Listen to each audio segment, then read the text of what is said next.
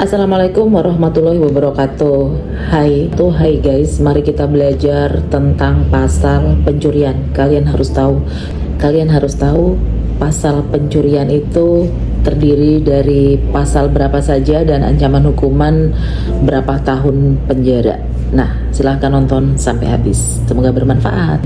Saya menjelaskan bahwa di sini pencurian banyak sekali terjadi di sekeliling kita, dan ini ada beberapa kasus yang terjadi baru-baru ini, bahwa pada malam hari ia melakukan pencurian handphone di rumahnya orang, masuk ke dalam, kemudian orang di sekitarnya emosi karena dia tahu maka digebukin, gitu kan.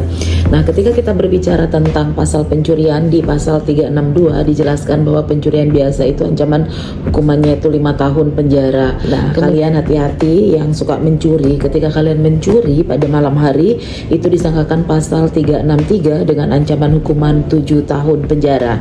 Kalau pencurian itu dilakukan pada malam hari dan secara bersama-sama, dijelaskan juga di pasal 363 KUHP bahwa pencurian pada malam hari secara bersama-sama itu ancaman hukuman 9 tahun penjara.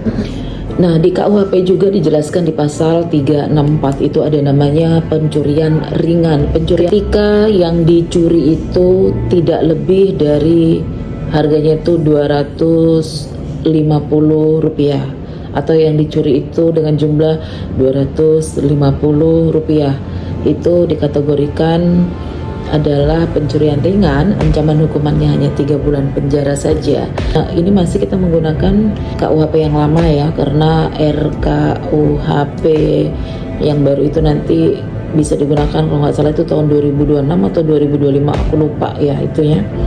Itu baru bisa digunakan. Biasanya itu dari peresmian di launching undang-undang itu nanti 5 tahun kemudian, kecuali ada undang-undang khusus, bisa digunakan oleh APH.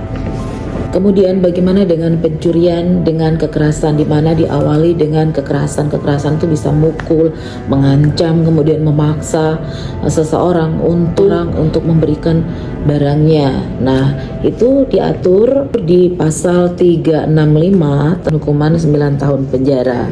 Nah, bagaimana kalau pencurian itu secara bersama-sama di malam hari, masuk dalam pekarangannya orang, kemudian dia melakukan kekerasan? Nah, hukumannya adalah 12 tahun penjara. Nah, bagaimana kalau dia meninggal dunia, kalau korbannya meninggal dunia? Nah, ketika korban meninggal dunia, itu juga ancaman hukumannya berbeda, 15 tahun penjara. Ketika pelakunya itu melakukan pencurian itu sehingga mengakibatkan orang meninggal dunia dan ia lakukan secara bersama-sama dengan temannya, lebih daripada 2 orang atau lebih daripada 1 orang, itu ancamannya 20 tahun penjara. Nah, ada juga pencurian dalam keluarga, nanti saya bahas sendiri. Nah, untuk itu kalian harus paham pasal-pasal tentang pencurian. Semoga bermanfaat. Wassalamualaikum warahmatullahi wabarakatuh.